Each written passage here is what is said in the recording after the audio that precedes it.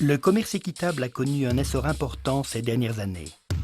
Pourtant, malgré un chiffre de vente mondial d'un demi-milliard d'euros, la proportion du commerce équitable reste minime et sans cesse déstabilisée par de grandes entreprises. Planète en question s'est interrogée sur l'avenir et les difficultés de cette forme de développement durable. Brésil. Caoutchouc équitable, coton bio, confection éthique. Quoi de mieux pour être bien dans ses baskets? En Belgique.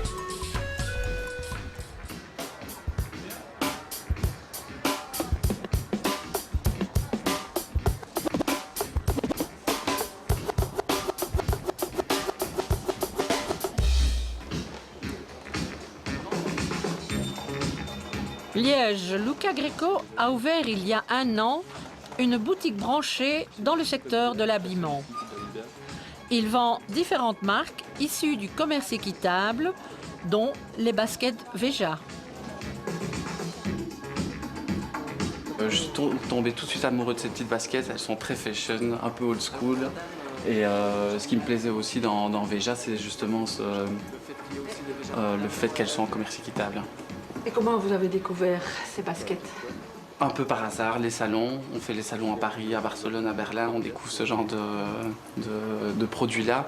Mais j'ai été conseillé par mes amis de chez Misericordia, qui est une autre marque de vêtements en commerce équitable, qui m'ont conseillé tout simplement de m'adresser à Veja pour vendre des petites baskets ici à Liège. Et ça se vend bien, les baskets? Très très bien, je suis très content. C'est la 2e saison qu'on vend les Veja ici à Liège. La première saison a été très très bonne. On a rencontré tout de suite un vif succès avec celle-ci.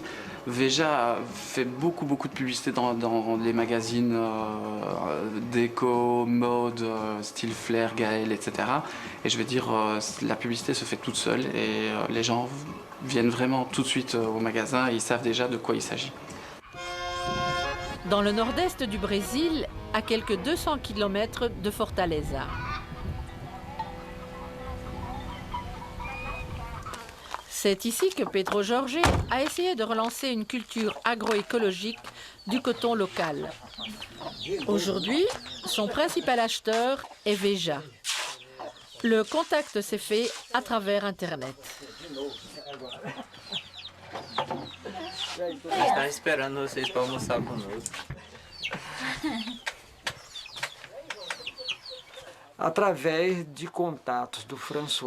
François, un des fondateurs de Veja, qui habite Paris, est rentré dans le site Esplar parce qu'il cherchait du coton agroécologique au Brésil.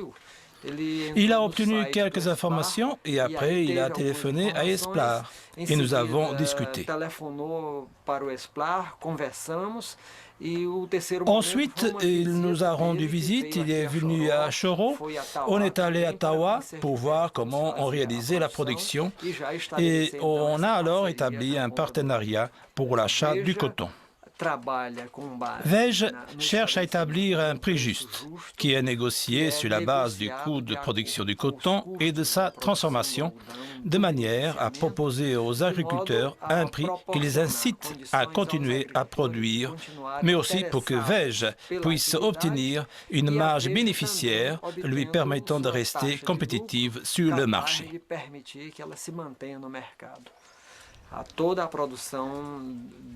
Toute la production est déjà vendue. Veja achète 60% et Justa Trama 40%.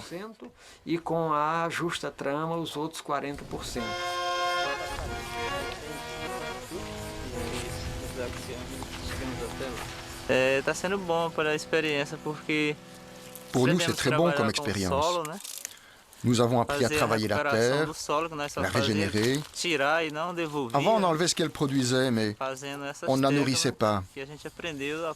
On a appris à travailler de manière écologique. Nous produisons moins. C'est difficile de travailler en agroécologie, mais le peu que l'on produit est de qualité. Et le prix est plus élevé? Comme on travaille avec le commerce équitable, il est plus avantageux. La situation est meilleure, mais le quotidien reste difficile.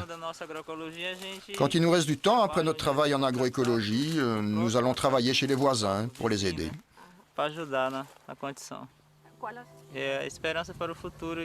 J'espère pour le futur que la situation va s'améliorer, que nous produirons plus. Grâce à Dieu, nous avons la santé, parce que ce que nous mangeons est sans pesticides et est agrobiologique.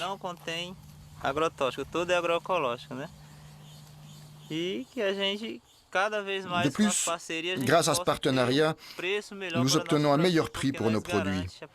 Ils garantissent l'achat de la production. L'avenir du coton, c'est le suivant. Nous avons déjà un partenariat pour le coton que nous produisons. Il y a un débouché pour ce coton à Tawa, où il y a une équipe formée. Il y a là un atelier qui peut le travailler et le vendre. Et nous avons le retour financier. Temos uma equipe organizada para fazer esse trabalho.